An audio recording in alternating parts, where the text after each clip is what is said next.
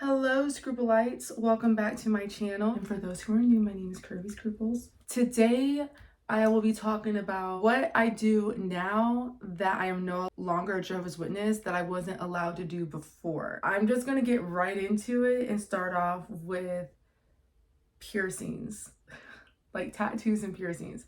So I don't have any tattoos, but I do have several piercings.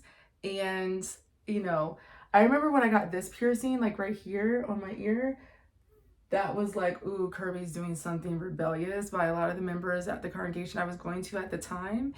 And I have leveled up since then. As a matter of fact, I actually did have piercings in secret that no one could really see. I had a belly ring for years. I think I got my belly pierced at the age of 21. I was either 20 or 21. And then I got some other piercings that you still can't see. And the next piercing that I want to get is a tongue ring. I just like piercings and jewelry and things like that. And that kind of leads into the next thing that I kind of do now without shame or guilt, or like I do openly now where I don't do it in secret, is wear toe rings and anklets. I can't remember what verse it was in the Bible, but it was like, the women with the hair braiding and all the jewelries and the bells on their feet or whatever. When I moved to Georgia, there were like a group of Indian girls that wore like these ankle bracelets with bells on them. And I remember thinking of that scripture, but I was also like, oh my gosh, no, that's actually really cute. And like I would see little babies, like, their children with the anklets around their feet. And it was, you hear them like walking and stuff. It would just be so cute and adorable. And I just didn't like the fact that that was looked at as something as bad. So there's that. And let's see, I do have a list here. I guess I'm hitting all the aesthetic things, right? Oh yeah, I skipped over this. Okay, so I said piercings and tattoos. I do want a tattoo, but y'all are gonna be like, okay, where's the tattoo gonna be at, Kirby? What's the tattoo gonna be of? I want a face tat. I know. But if I was to get this, like, I'm not hell bent on it. So I'm not like, oh, I'm gonna get this face tat. No, it's just like, I think it would be nice to have a crescent moon, a small crescent moon tatted on the side of my face. But I can get temporary tattoos for days that I want to have that look. But I was also thinking like, okay, if I did actually get it tatted on my face, I could easily cover it up with makeup. Like I said, it's not a huge desire of mine to actually go and get and have. So having a sticker tattoo for a day or whatever for an occasion, I would be just fine with that. But my piercings, yeah, I do want my tongue ring. And if I don't like the tongue ring, I'll just take it out. That's it. It's just as simple as that. Just the look of having a tongue ring like that just does something for me. I think it's a very Aquarius thing. And I'm going to touch on to this because now that I'm no longer a Jehovah's Witness, I study astrology. I study like things like magic, tarot cards, just because I was genuinely curious. Not that I had. So the reason why I even like started looking into that was because I was trying to prove someone wrong. I was still in the Jehovah's Witness mindset at that time, and I still believed in the doctrine.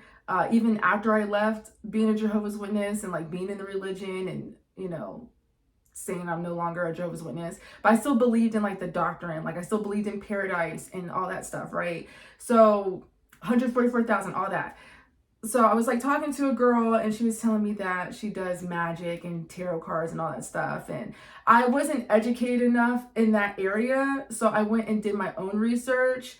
And what stuck with me was astrology, because it really helped me learn like the structure of me, the basicness of me, like what I'm prone to, like what I'm naturally just kind of prone to, like that's how I was seeing it. And I was just like, oh, this.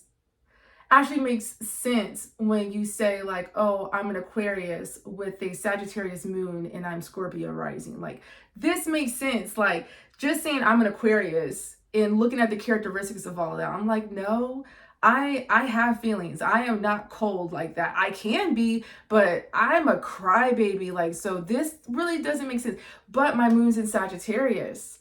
So your moon represents your emotions. And when I started understanding that, and I was like, oh, so my emotions is caught up in these characteristics, and my ego is caught up in these characteristics, and how people see me and how the world affects me is caught up in these characteristics. And I never heard anything like that before. And I'm saying that to say, because one, that was one of the things on my list, but I also brought that up earlier than I planned to, because there's something with the mouth when it comes to Aquarius and like kissing lips, and there's something with that. And I was like, oh, maybe that's why I like tongue ring. Okay, so before, as a Jehovah's Witness, I didn't donate to other nonprofits, where there were times where I genuinely felt called to, but I didn't, because I was like, oh, I should be giving to the congregation or, you know, to Watchtower Society versus giving to this nonprofit, because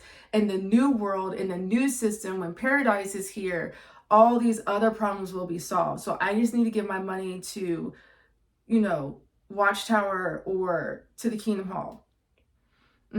So that's what I used to think. But now I'm like, okay, yeah, no, this is an issue now, and I want people, including myself, to enjoy life now. And if this money is going to help result in providing some type of relief, then that's what I want to do. And, you know, if I deem that charitable cause legitimate, I will definitely donate to other nonprofits. And I personally have my own nonprofit.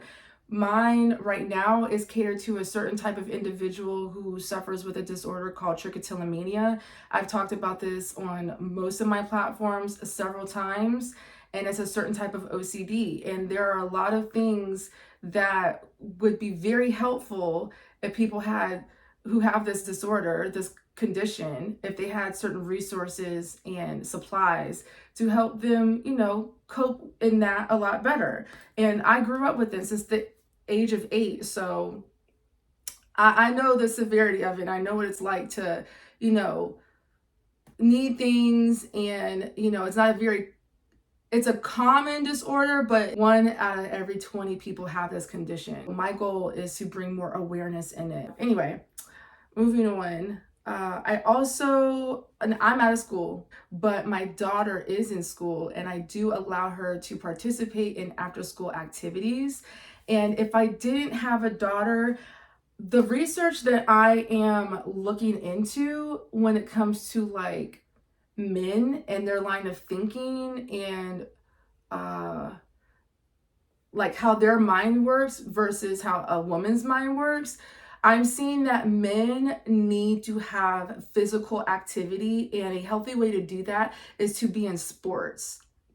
And so if I had a son, I have like a, you know, in my mind, an adoptive son, like I really make sure that he gets physical activity and he's surrounded by other males his age, other peers his age, so that he can get that physical activity and get that connectivity, versus like being behind a screen and not knowing how to manage his emotions as a male. Now, I know basic information, I'm just studying this, but I do see the importance of it. And I'm thinking like, man, all these people, all these guys growing up as a Jehovah's Witness, and they weren't allowed to participate in sports, like after school activities, sports. A bunch of people would get together and play like volleyball, basketball, something like that, right? With a group of other Jehovah's Witnesses, even from different congregations.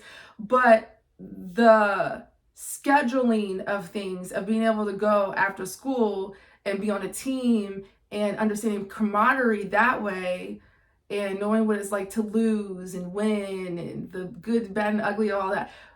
I'm seeing like guys really need that. So I do allow my child and the children in, you know, that I watch, because I I have so many kids in my life. I make sure I do my best to make sure that they get physical activity. Like I take them to events, you know, things like that. And I highly encourage that. So the next thing on my list I have is I don't have a gun, but I shoot. That's what I wrote. Okay, so that's going into guns. So as a Jehovah's Witness, you're not supposed to have guns.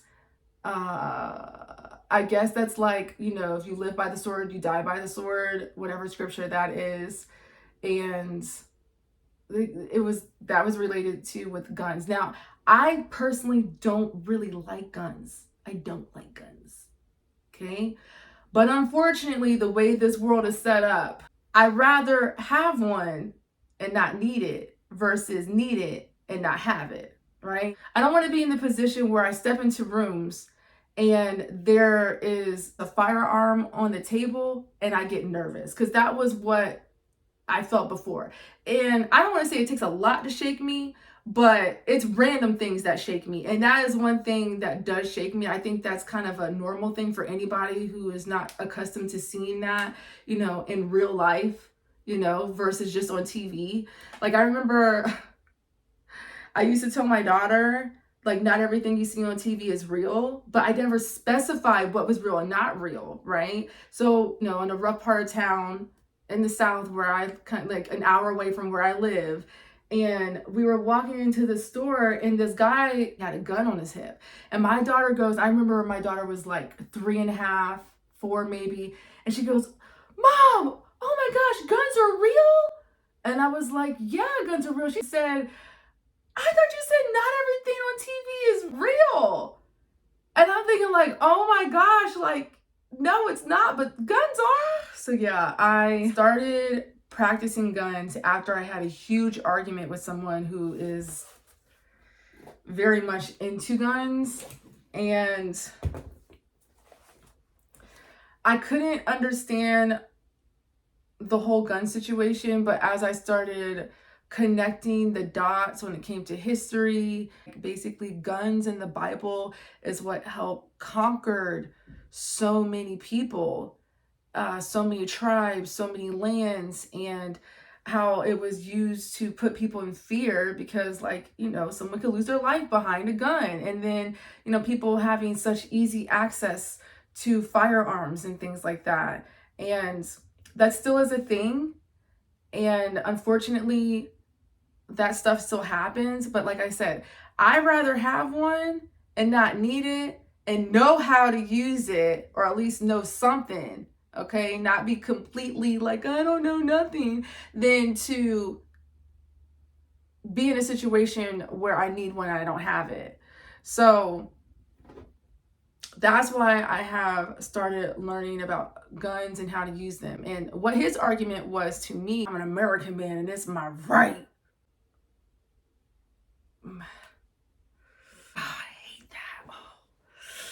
I cannot stand that. Like, oh, it's like, it's an ick for me, okay? What his argument was to me was that, you know, because of how here in the United States, and I didn't understand this when I was in history class in school and things like that, was like the revolution when the people didn't like what was going on in the higher ups. They basically rebelled and revolted and, you know, bared arms and were like, if you don't change this situation, we're going to scare you out of your position or shoot you, kill you out of your position, and we will make the changes. And I'm like, you know what? If that's what it is, then that's what it is. And that's what the situation is in the country that I live in. Unfortunately, it is what it is, though. So, you know, I operate now on the mindset of, even though it shouldn't be like that, I operate more on how it actually is. And that took some time, and it's still taking some time when it comes to certain subjects. So yeah, that's what I gotta say about the guns. Like I said, I still don't really like them. I'm not like a gun person, you know. Is it kind of cool to do like the maneuvering of it?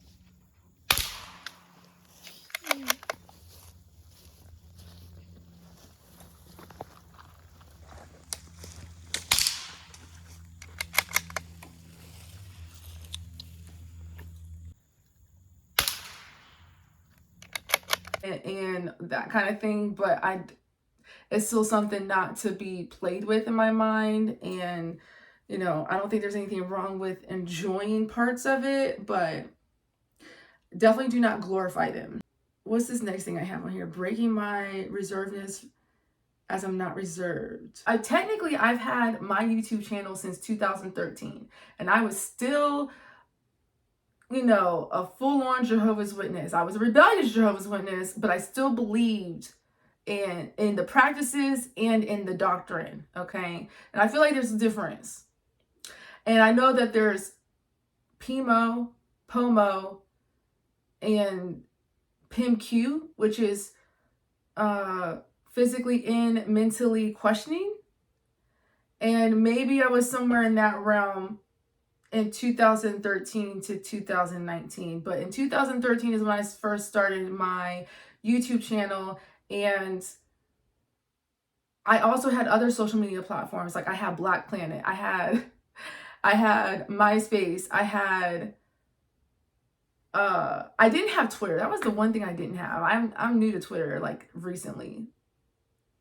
But anyway, but the message was always like, you don't really need to be on social media because that could be opening yourself up to outside communication with people who are not in the same belief as you, and just that could just be dangerous. But I remember there being talks about basically steering away the members from social media. I naturally gravitated to it, and that's also an Aquarius thing because it's like technology and a way of communicating for Aquarius. I know that's like what, but I'm like, oh, this is why I'm kind of just naturally attracted, or just Aquarius energy is just naturally attracted to like technology in general, like phones and computers, but also what those phones and computers can do. The message of, you know, what the leaders were saying when I was a Jehovah's Witness is like not to have social media.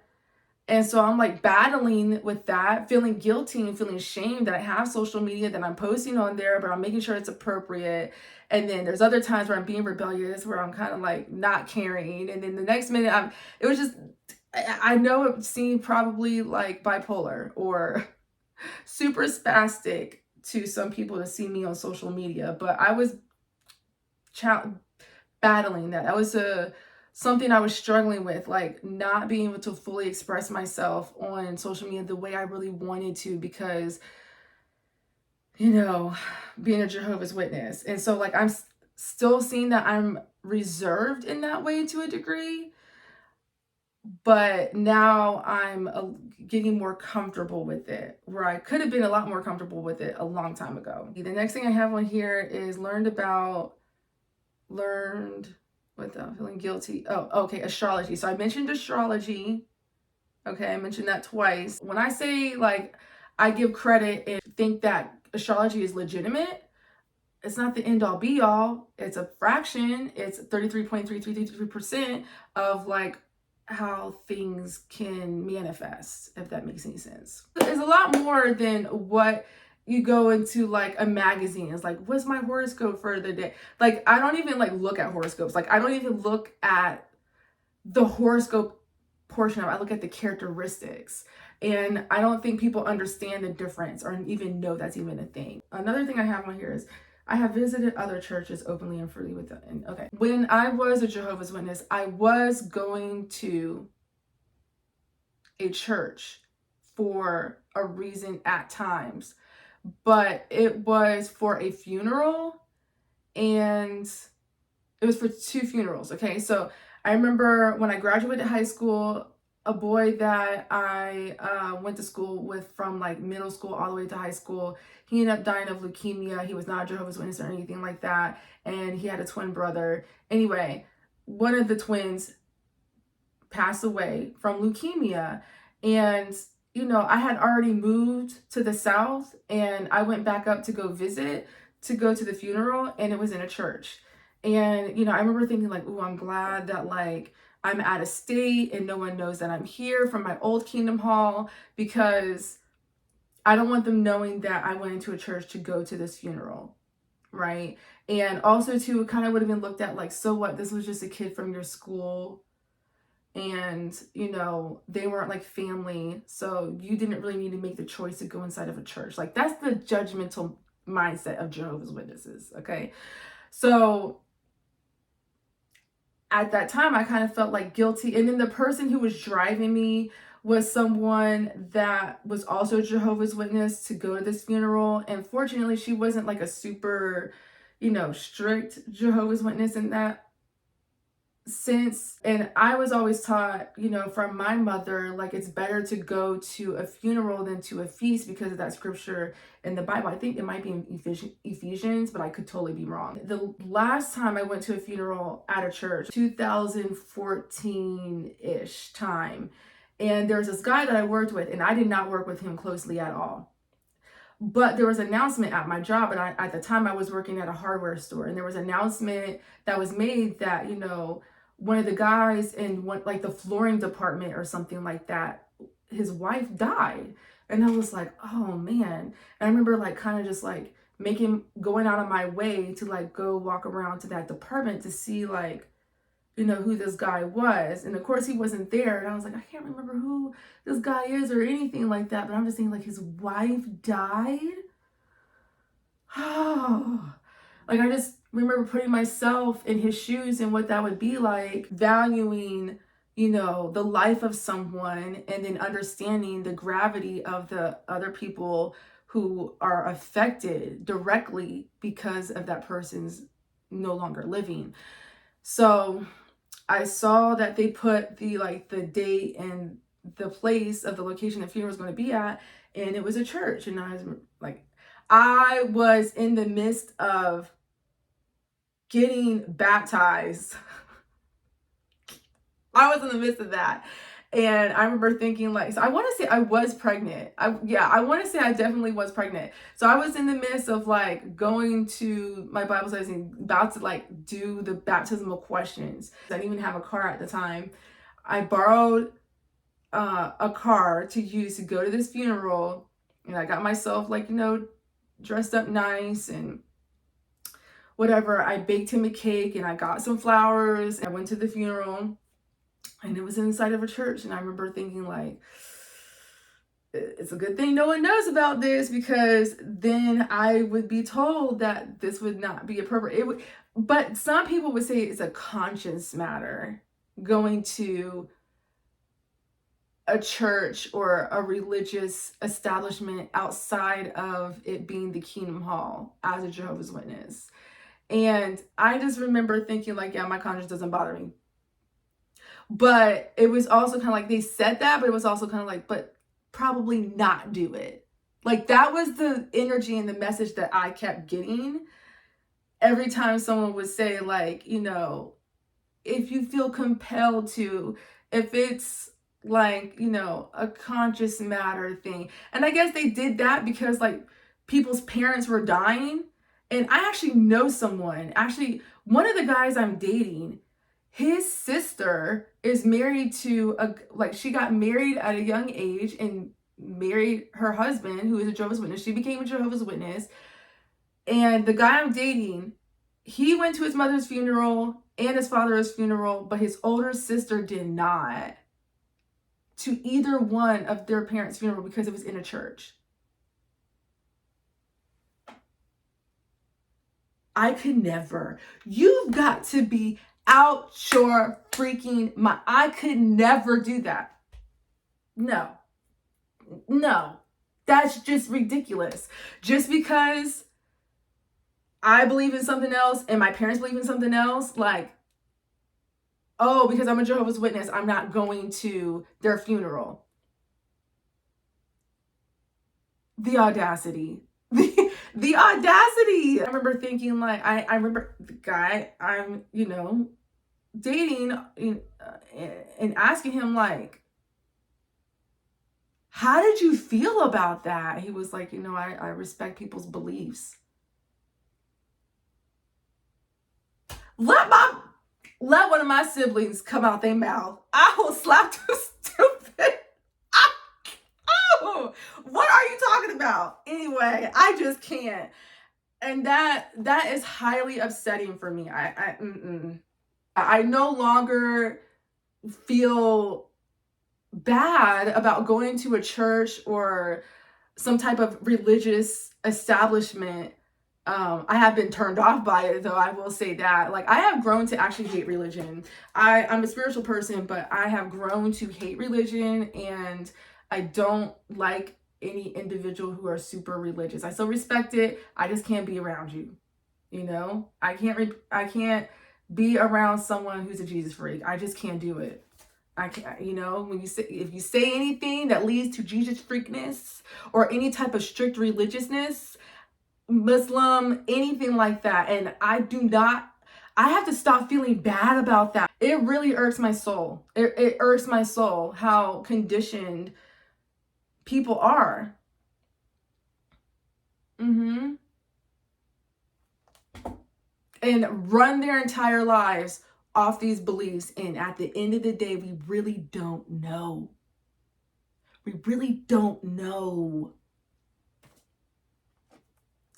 That's the part right there that is just like, you're operating your entire life. Once that really sunk into my head, I was like, because there were so many things that I wanted to do, to try, and I was okay with failing at that I didn't get to do because I was risking everlasting life. I was risking my life after now, a life that I don't even know may actually happen. I hope it does. I enjoy life. But, you know, what a new life may look like may not be what has been told to us. So there's that as well. Okay, what else is on this list? Oh, so I did mention this a little bit. I touched on this a little bit. I said that I go on dates.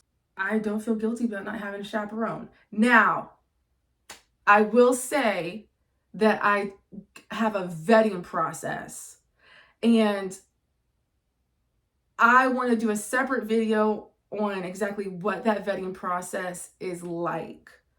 Okay, and not to say that like I extensively vet every single person before I go on a date with them. It's not like that, okay?